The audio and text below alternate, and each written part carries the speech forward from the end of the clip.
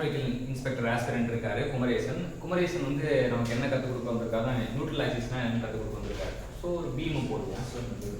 இது வந்து ஒரு பீம், இது ஹரிசாண்டல் ஸ்ட்ரக்சர். பீம்னா வந்து it is the horizontal structure carrying the transverse load. Transverse லோட்னா என்ன அப்படின்னு கேட்டிங்கன்னா, it is load acting perpendicular to the axis. So இப்படி ஆக்ட் ஆகும்போது அது என்ன ஆகும் அப்படின்னா, இந்த பொருளானது எப்படி ஆகும், இப்படி இருந்தனா இப்படி இருந்தனா இப்படி ஆகிடும், அப்படி வரும். இந்த மாதிரி இருந்தா லோட் நல்லா ஆகிட்டான், பெண்ட் ஆகிட்டான்.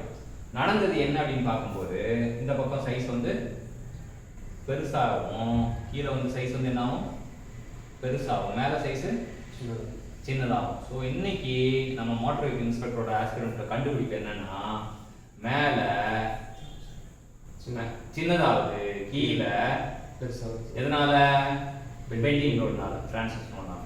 இப்போ மேலே நடந்தது ஒரு லோடு, ஒரு ஸ்ட்ரென்த் சின்னதானா அந்த இடம் அங்கே நடந்தது என்ன, அது கம்ப்ரெஷன். பெருசானா அங்கே நடந்தது என்ன, டென்ஷன். ஸோ அதான் வந்து கண்டுபிடிக்கும். அப்போ இந்த மாதிரி பார்க்கும்போது ஸ்ட்ரெஸ் டிஸ்ட்ரிபியூஷன் பார்க்கும்போது மேலேயும் கீழேயும் போடும்போது மேலே வந்து இட் இஸ் கம்ப்ரெஷன், கீழே வந்து டென்ஷன். அப்போ ஒரு இடத்துல வந்து சென்டரில் வந்து என்ன ஆகும், சென்டர்னா ஒரு லேயரில் என்ன எப்படி இருக்குன்னா, நம்ம இது வந்து 100 mm அப்படின்னா இங்கே வந்து ஒரு 97 mm ஆகிடும், இங்கே வந்து ஒரு 103 mm ஆகிடும். ஆனால் ஒரு நடுவில் ஒரு லேயர் மட்டும் 100 mm எப்படி இருந்தாலும் அப்படியே இருக்கும், அப்படியே தான் இருக்கும். அந்த லேயர் இப்போ தான் நியூட்ரல் லேயர். நியூட்ரல் லேயர்னா மாறாமல் லோடு கொடுத்தாலும் மாறாமல் அப்படியே இருக்க லேயருக்கு பேர் நியூட்ரல் லேயர். ஸோ அந்த அச்சுக்கு பேர் neutral axis. So neutral layer வழியாக பாயிற ஆக்சிஸ் பேர் is called as neutral axis. Neutral ஆக்சிஸ்னா என்னன்னா, the axis in which the bending stress is 0. ஏன் பெண்டிங் ஸ்ட்ரெஸ் 0னா, அங்க மாறவே இல்லை, இங்க வந்து மாறி இருக்கு, இங்கேயும் மாறி இருக்கு. அப்போ எந்த அச்சில வந்து பெண்டிங் ஸ்ட்ரெஸ் 0வா இருக்கோ அந்த அச்சுக்கு பேரு நியூட்ரல் ஆக்சிஸ். நியூட்ரல்னா ஒரு பேலன்ஸா இருக்குது, எதுக்குமே சமமா இருக்குது, மாறாம இருக்குது, நியூட்ரலா இருக்கான். அப்ப வந்து சில பேர் வந்து ஒரு கட்சிக்கு ஓட்டு போடுவாங்க, சில பேர் வேற கட்சிக்கு ஓட்டு போடுவாங்க. ஆனா எந்த கட்சியும் ஓட்டு போடாம நோட்டால போட்டான் அப்படின்னா அவன் நியூட்ரலா இருக்கான்னு அர்த்தம். ஸோ இங்கே நியூட்ரல் ஆக்சிஸ்னா என்னன்னா, பெண்டிங் ஸ்ட்ரெஸ் 0வா இருக்கிற ஆக்சிஸ் தான் நியூட்ரல் ஆக்சிஸ். பெண்டிங் ஸ்ட்ரெஸ் 0வா இருக்க லேயர் தான் நியூட்ரல் லேயர். அவ்வளவுதான்.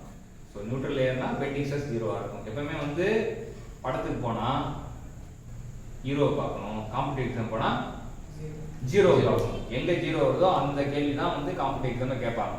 ஸோ பெண்டிங் ஸ்ட்ரெஸ் 0வா இருக்க ஆக்சிஸ் பேர் என்னது, நியூட்ரல் ஆக்சிஸ். இப்போ டிஸ்டன்ஸ் ஆஃப் தி நியூட்ரல் ஆக்சிஸ்னா, ஸோ நம்ம மெஷர் பண்றோம், இங்க இருந்து எவ்வளவு தூரத்துல இருக்கு, அதான் இதான் y max அப்படின்னா என்னன்னா, it is the distance from the neutral axis. இங்க தான் இருக்கு.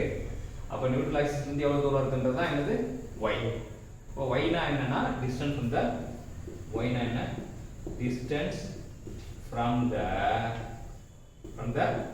நியூட்ரல் ஆக்சிஸ் தான் y. இப்போ இன்னைக்கு என்ன தெரிஞ்சுக்கிட்டோம் அப்படின்னா, நியூட்ரல் ஆக்சிஸ்னா என்ன, நியூட்ரல் ஆக்சிஸ்னா என்ன, the axis in which bending stress is 0. அதாவது bending stress is 0 அப்படின்னா அந்த ஆக்சிஸ் பேரு நியூட்ரல் ஆக்சிஸ். y னா வந்து distance from the neutral axis. அது கீழேயும் மெஷர் பண்ணலாம், மேலேயும் மெஷர் பண்ணலாம், அதுதான் சரியா. y னா வந்து டிஸ்டன்ஸ். ஆனா எங்க இருந்து மெஷர் பண்ணுவ, y னாலே வந்து எங்க இருந்து மெஷர் பண்ணுவன்னு யாராவது கேட்டாங்கன்னா, நியூட்ரல் ஆக்சிஸ். y எங்க இருந்து மெஷர் பண்ணணும், நியூட்ரல் ஆக்சிஸ் மெஷர் பண்ணணும். சோ y னா distance from the neutral axis.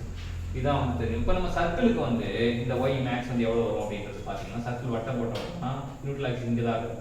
அப்ப நியூட்ரல் ஆக்சிஸ் வந்து மேல வரைக்கும் எவ்வளவு தூரம் வரும், இட் இஸ் r. r னா d/2. இதே ஸ்கொயருக்கு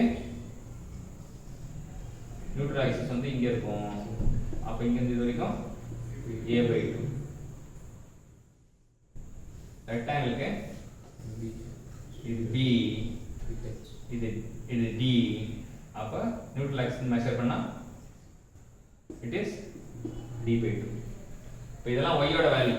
ஃபார் ரெக்டாங்கிள் y எவ்வளவு கேட்டாங்கன்னா depth by 2, ஸ்கொயருக்கு a/2, இது சர்க்கிளுக்கு diameter. எல்லாத்துக்கும் அந்த டிஸ்டன்ஸ் நியூட்ரல் ஆக்சிஸ் தெரிஞ்சுக்கணும். டிஸ்டன்ஸ் நியூட்ரல் ஆக்சிஸ் தெரிஞ்சிட்டா நம்ம ப்ராப்ளம் சப்ஸ்டிட் பண்ணும்போது ஈஸியா சப்ஸ்டிட் பண்ணலாம். ஸோ இன்னைக்கு நியூட்ரல் ஆக்சிஸ்னா என்னன்னு கற்றுக் கொடுத்துட்டு அப்புறம் வந்து வேற வேற கான்ஃபிகரேஷனுக்கு நியூட்ரல் ஆக்சிஸ் என்னன்னு கற்றுக் கொடுத்த குமரேசன் மோட்டார் இன்ஸ்பெக்டர் ஆஸ்பிரண்ட்டுக்கு தேங்க்யூ.